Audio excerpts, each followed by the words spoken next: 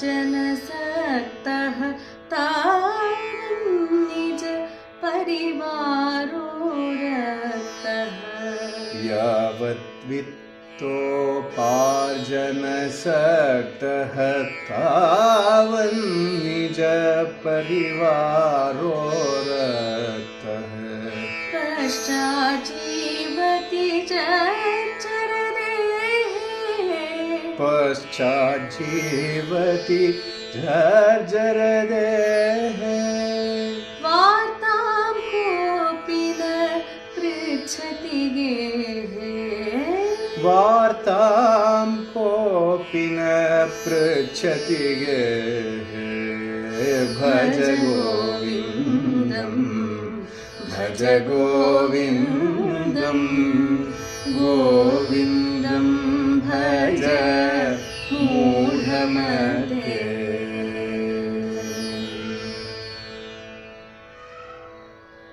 Hi all, welcome back. Last video we saw how the mind is absolutely additive. You give a good thing to it, it will add. You give a bad thing to it, it will add. You give anything to it, it will keep on adding. Whatever you consume through your 5 sense organs, everything is just recorded. Nothing gets subtracted. That's what adds to the whole of our mind.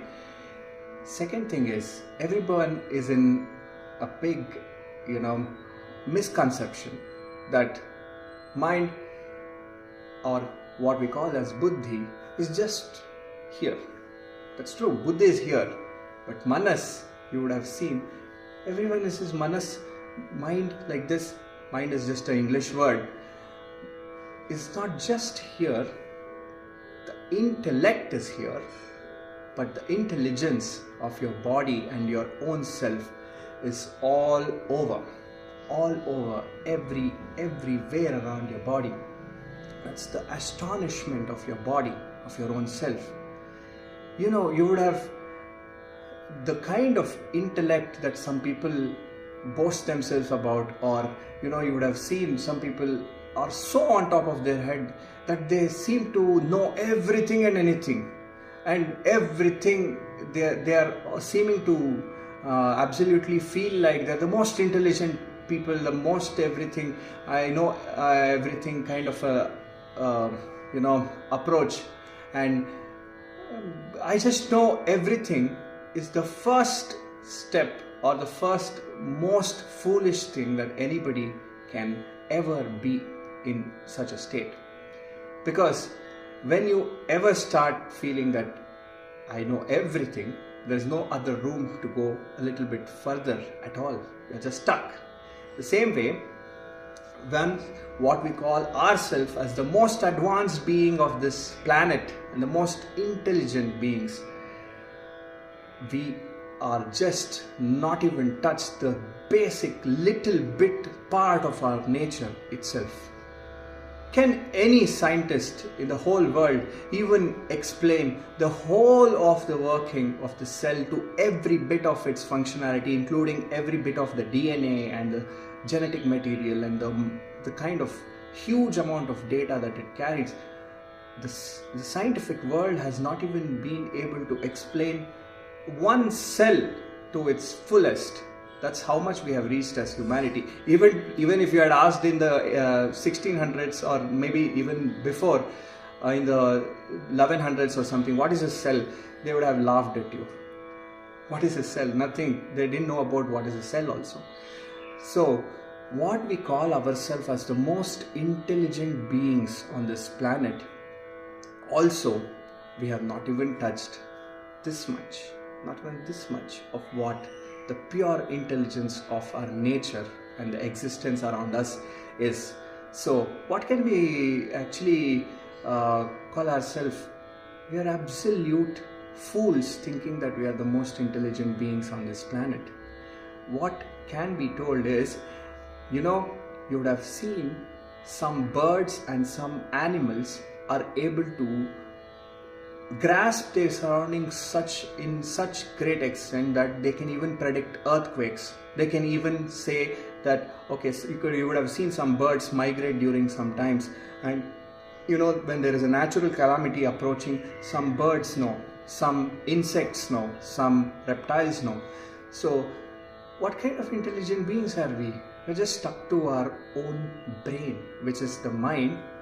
Mind is what we usually relate to, and here we show, and that is not it. Intelligence is far beyond that.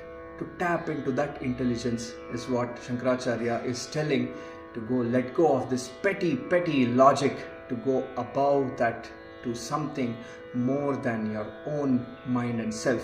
What science can explain is just the how of things. It can explain what chemicals are involved in osmosis, diffusion, all those things of a cell and different parts of that. But how is what they can explain. But what is the why of it?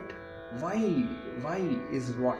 The question is completely left unexplained. Even the Big Bang Theory is just explaining the how, but can't explain why. It's something mysterious. That's what is the ultimate consciousness that we all possess in each one of us, that we are trying to drive towards. The second thing is, in a very practical sense, you would have seen even muscle memory work. Sometimes it's very absolutely crazy. Sometimes you don't lie to all, you would have lied to all others around you. Please don't lie to yourself. Tell me, when you wake up, you usually see the phone. You see the phone, whether you plan it exactly in your mind, oh, let me schedule my seeing of the phone like this, except if you have logged your phone for some reason that you are too much addicted to your phone. But you plan it. It's a habitual action. You're just taking the phone, scrolling. And if you are bored, sitting alone for some reason, you're just searching for your phone. Just go, take it and see some things. You are always craving to do that. And the second thing is, I also do this sometimes. I go to the fridge door. I just open the fridge door and just look at the fridge door for a while like this. And then I don't realize why I came to the fridge door for a while. When I was a child, I used to keep chocolates and other things. My parents used to keep sometimes hidden, so I used to go to the fridge door. Nowadays, it has become some habitual action. When you have some desserts or something in your, just open, but you would have forgotten also. It's like some long lost friend is there. I go open and then say nothing is there, come back and do my own things. But you never know why I did that. You never know why you did that, but you do it on a habitual action. That is something called as muscular memory, or something, you do it out of some self. I also do this. When I'm just walking around, I don't know why, I just start, this is what is running in my head. Mostly because it's just the inertia of my thoughts of what I heard around, and it's like a fidget. What you call as a fidget spinner was invented later. Maybe for musicians, this was a fidget. You would have seen musicians do all this, and even when you're singing, my hand goes like, even before I start singing, why is my hand moving with me? I could have started like this, like a rock, and like this I could have sung. But there is some bit of imitated muscle memory that's doing whatever actions. That's not what you truly observe with yourself, but that is absolutely part of you. That is the memory in manas that is already stored. Even if you don't want, you would have sat on your toilet seat also watching your phone and scrolling through. That's how much addicted we are to that memory of cycles of memories. So how to break out of this cycle of memory, we'll explain in the next few videos. But what we are really bound by, I want to tell you. And also, if you have any good fidget that you do, and without your conscious you do always, but then realize that, oh, I did this always, please comment it out in the section and let us know what it is. And now, I want to tell you a story of a policeman. He was, just returning from his office. He was absolute rich in his work. He used to be the most disciplined police officer. He was returning from office. He just saw a pigeon lying there with the pigeon was hurt, completely bleeding. He saw that, he's an absolute disciplined police officer. He is the highest rank in his grade and other things. But he just thought somebody else will take care of it. He just went home. He's a police officer. He's not an animal activist or somebody to go and take this small pigeon out to a hospital and then go treat that pigeon with all the things. He's not that. He never felt that thing to do also. He just went home. You know what happened? The pigeon died.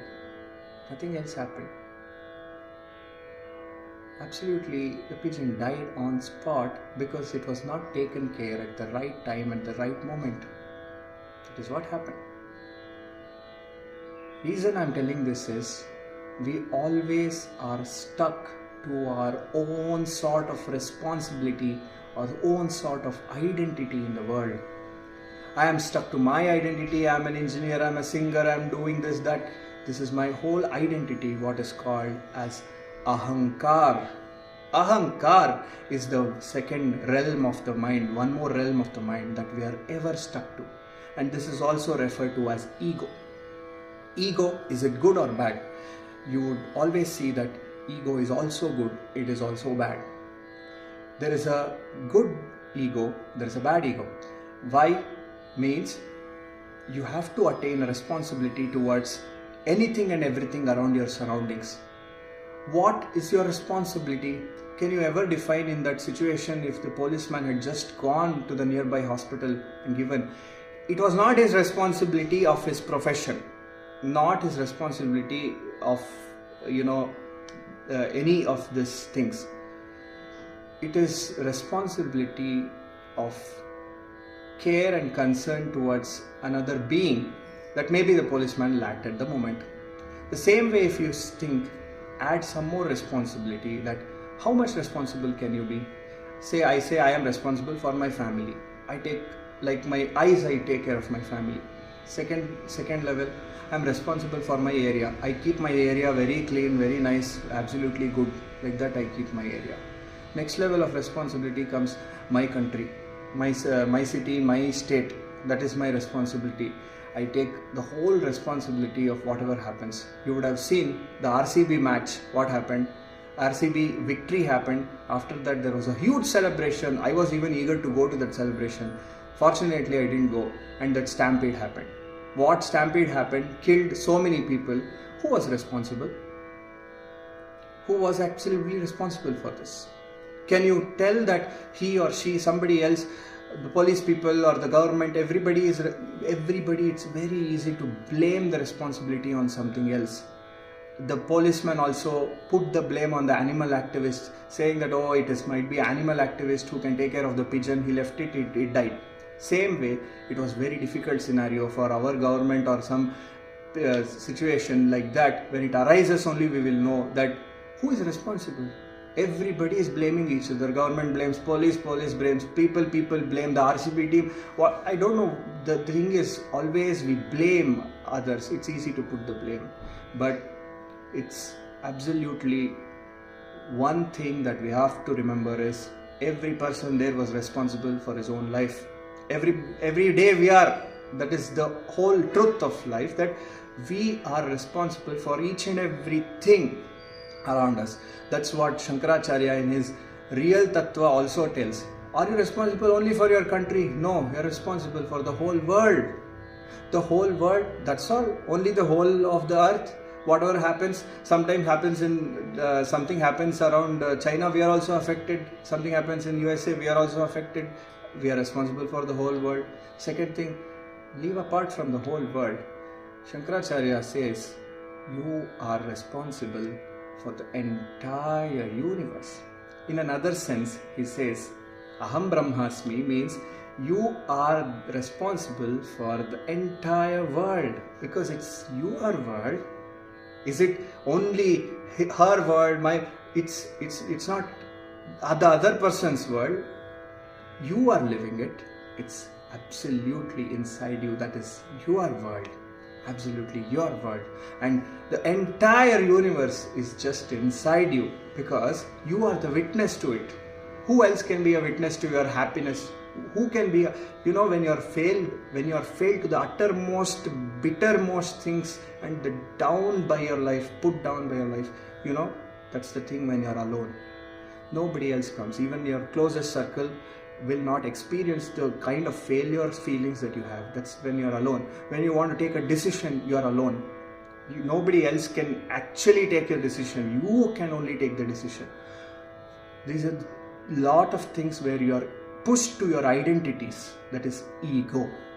Ego is good when you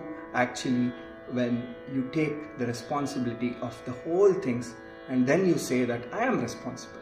That is the ego you should have, is what the whole shloka here is telling, where if you don't take this responsibility at the right time, you are resisting the world. What resistance to the world leads to is anger and agitation, frustration, anxiety, everything inside you. Once that starts, you start becoming a delusional person, that you are not responsible for something. Who cares? I am not responsible for that, is what we are actually living in, kind of a state. But what that leads to is delusion. And after delusion, it leads to buddhinasha. Buddhinasha means that your intellect gets very much distorted. It's not in sync with the world. When you are not in sync with the world, you can't do the right things for the world. And then buddhinasha leads to sarvanasha of a person. The complete sarvanasha of a person happens where you are disastrous to this world. Please don't become that disaster, is what Shankaracharya is pulling all of us to, and telling that yavat vittoparjana saktaha, when your body is stable, when your body is strong enough, like we are youngsters, we are able to take responsibility of the whole of your surroundings. Your surroundings meaning just not your city, your country or something like that. The whole world, the absolute whole world is your own responsibility. If you act like that, then you have something or the other that will make you earn money out of it. After that you earn money out of it, you are actually respected by your family and all the other surroundings, is what he's conveying to be. If you don't do that much also, nobody, even your own family members don't even want to come near you. That's what he says in this. Yavat vittoparjana saktaha tavan nija parivaro raktaha paschat jivati jarjarad. When your body is completely deprecated and it's not able to function to take up that absolute responsibility, that's when nobody can come and do any sorts of things. Even then, in this today's world, you are not body oriented things that you have to do. It's all intelligence oriented. You can take the responsibility at any age, any point of time. And that's what is this beautiful shloka by Shankaracharya. I'm going to talk more about who are you in the next few videos. Stay tuned.